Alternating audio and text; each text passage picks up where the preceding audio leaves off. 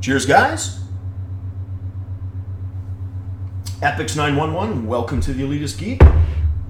Just a quick video. It's not too often that I walk into stores and do impulse buys. Actually, who the hell am I kidding? I do impulse buys a lot, and today was absolutely no different. I had the most noble of intentions to walk in the store, just, peruse, take a look around, see what's on the shelves, and, maybe get some ideas for another day. And as usually happens, something catches my eye. I pull out the iPhone, take a look at some reviews, and the money in my wallet burns a hole through it. And I ended up buying the game. This is actually a game for a platform. I haven't bought anything. I'm just trying to think when the last PS Vita game that I purchased would have probably been a digital game, and I bet you it was Borderlands 2. Actually, I'm pretty sure it's Borderlands 2 on ye old Vita. Other than that, independent games, there hasn't been a lot to get terribly excited about on the PlayStation Vita. The vast majority of my handheld gaming takes place on the 3DS. And whereas on the 3DS, I own probably about 35 games, mostly, strategy, RPG, JRPG, etc., etc. On the Vita, I can literally count the games on one hand. I've got, other than digital, right? I've got lots of digital games. I've got lots of indie games, but actual physical games that I purchased for the Vita would have been, I'm just trying to think, Valkyrie Chronicles, I think was one. Yeah, and no, that was PSP, see? I can't even remember. Anyways, there's about 3 or 4 games that I own. So what I pictured, or what I saw today, looked pretty good. And I played a couple of the Trails games in the past. This is from the Legend of Heroes. Long standing JRPG. I won't say series, let's go with universe, right? Whereas a lot of today's JRPGs, you can trace them back to the NES or the Sega Master System. This is actually one that was most popular on the NEC line of PCs, which weren't terribly popular anywhere other than mostly Japan, really. And they also came out on the Sega systems, but the NECs were this series really kind of got its initial foothold. And as you can see, this is a kind of a collector's edition, and that does not make for easy viewing on the camera, but it's Legend of Heroes, Trails of Cold Steel, Falcom Game, Xseed publisher. I'll show you guys the back. Now, this isn't a review, this is just an unboxing, just kind of chat about the game a little bit. I'm pretty sick to death of kind of, the usual JRPG conventions. Either you wake up in mom's house, right, and you're getting woken up for something, or you're part of an academy in school.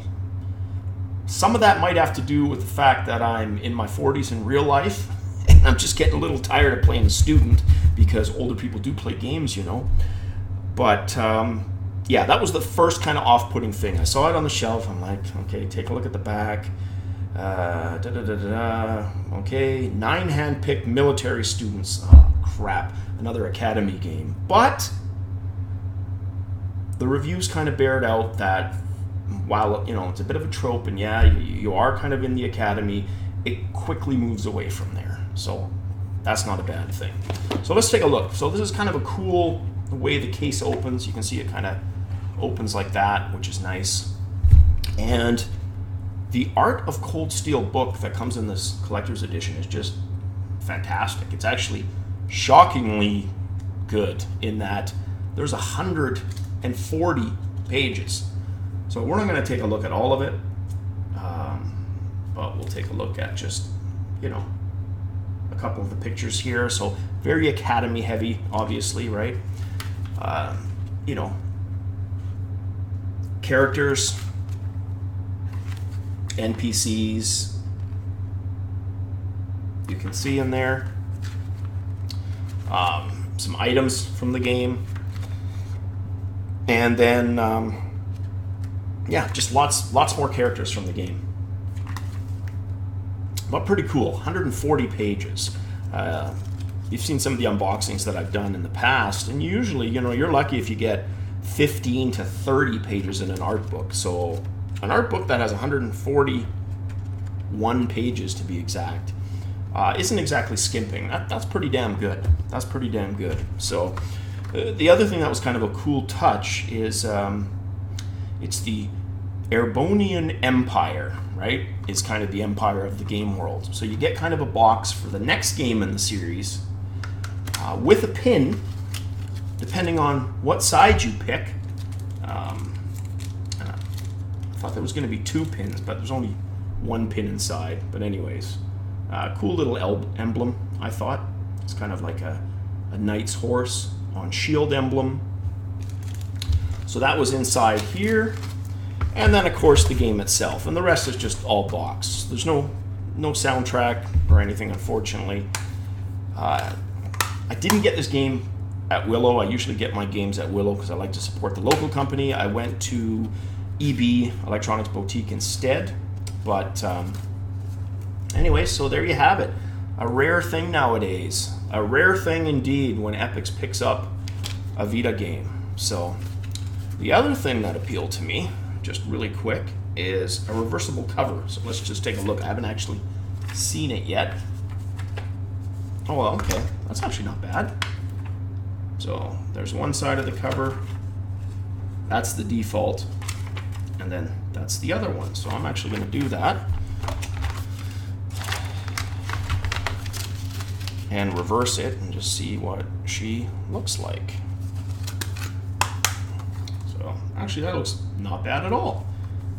So you get more art on the back instead of kind of more of the advertising, eh?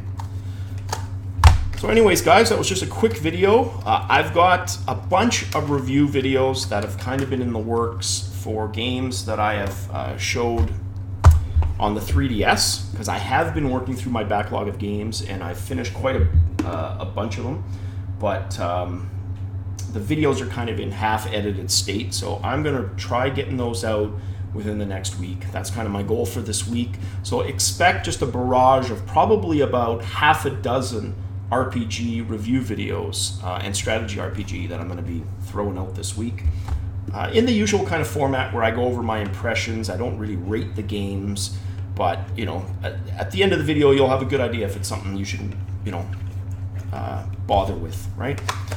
So, as always, guys, till the next video, cheers.